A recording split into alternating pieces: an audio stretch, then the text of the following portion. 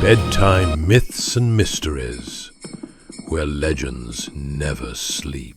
Welcome to Bedtime Myths and Mysteries. Lean in, let the quiet settle, like falling snow, and follow me into a story older than tinsel, older than baubles, older even than winter itself.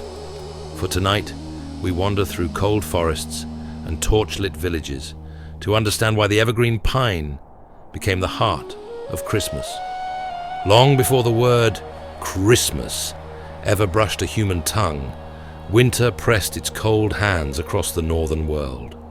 The sun dimmed early, shadows stretched long, fields slept, animals retreated into burrows, and people huddled close to firelight wondering whether the warmth would return, whether the great wheel of seasons would turn again. Winter was both a hush and a threat, a reminder of our smallness beneath a sky that sometimes felt like it had forgotten us. In those ancient days, people searched for anything that refused to bow to winter. Most trees surrendered, their branches stripped bare, their crowns skeletal. But one kind of tree remained defiantly green.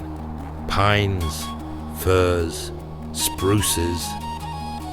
They stood tall as everything else withered, as though carrying a secret the world desperately needed. They kept their needles, kept their color, kept a whisper of life glowing even when the cold tried to steal it. To ancient eyes, these trees were nothing short of miraculous. They seemed touched by something divine, guardians of vitality, in a season that tried to erase it.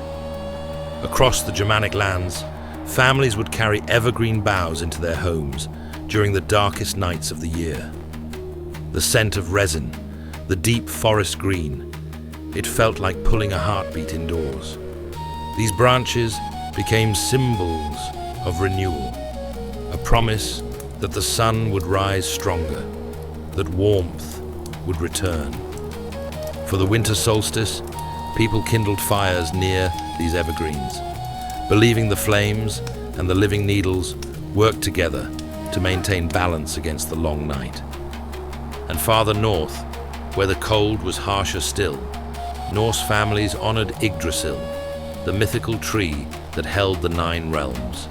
They saw every evergreen as a reflection of that cosmic pillar, roots deep in mystery, branches reaching toward eternity. When they hung small carvings or offerings on the pine trees near their homes, they did so believing they were strengthening the bond between the human world and the unseen one. These customs traveled. They wandered from tribe to tribe, from village to village, curling through centuries like smoke. In medieval Europe, during a festival called the Feast of Adam and Eve, people decorated paradise, trees, with apples and communion wafers to retell the story of the garden. The chosen tree was always evergreen, for nothing else could hold symbolism of life in midwinter.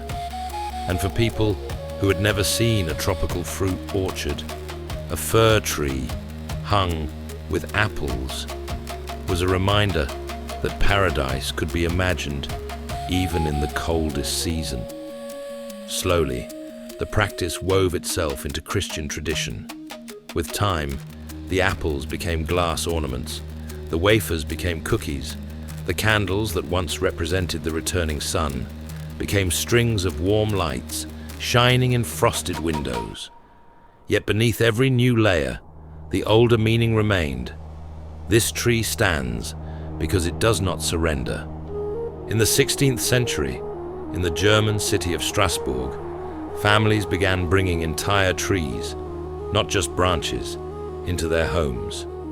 Picture a small timber house, shutters closed tight against the cold, candlelight flickering across wood-beam ceilings, and in the center of the room, a fir tree wrapped in simple paper roses, fruit, nuts, and cookies. It wasn't grand or glittering, it was humble.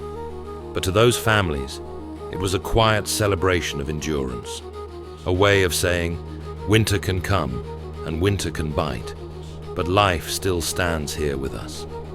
By the time the tradition reached England in the 19th century, helped by Queen Victoria and Prince Albert, the Christmas tree had become a symbol not just of survival, but of togetherness. Families gathered around it. Children placed handmade ornaments on its branches. The tree rooted itself in living rooms and hearts, linking ancient rites with modern warmth. But the pine story stretches deeper still. It isn't just symbolism, it is sensory memory. The smell of pine evokes mountains, forests, frost. It fills a home with the scent of something wild and untamed. Beneath the soft glow of lights, the tree becomes a visitor from the silent woods, a reminder that even in celebration, nature has a seat in our rituals. And think of the shape, a triangle pointing upward. In many cultures, that shape represented aspiration, prayer, the lifting of the human spirit towards something greater. The pine tree, with its tapering form, became a natural altar, a meeting place of earth and sky, root and star. The evergreen also carries a kind of quiet poetry in the way it grows. Its needles don't fall all at once. They renew slowly, a subtle cycle hidden behind constancy. In that slow renewal, people found comfort. Life doesn't explode in dramatic bursts. Sometimes it endures quietly, steadily, the way a pine withstands wind, snow, and ice. Christmas, at its heart, became a celebration of that slow light returning after long darkness. When people place a star on the top of the tree, they echo older moments when villagers hung candles at the highest branch to mimic the winter stars guiding travelers home. When we wrap the base in cloth, it echoes ancient rites where the trunk was honored as a bridge between realms. Every detail that seems modern has roots curling deep into old rituals, deep into winter fear and winter hope. And so the pine tree's presence in our homes is not just tradition, it is inheritance. A whisper from the people who lived long before us, who feared the dark more than we do, but understood beauty in a way we sometimes forget. They knew what it meant to cling to a spark of life when the world felt cold and endless.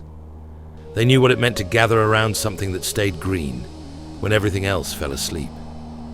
The pine tree at Christmas is a story of resistance, of faith in the slow returning light, of families, centuries apart, reaching for the same symbol and finding the same comfort.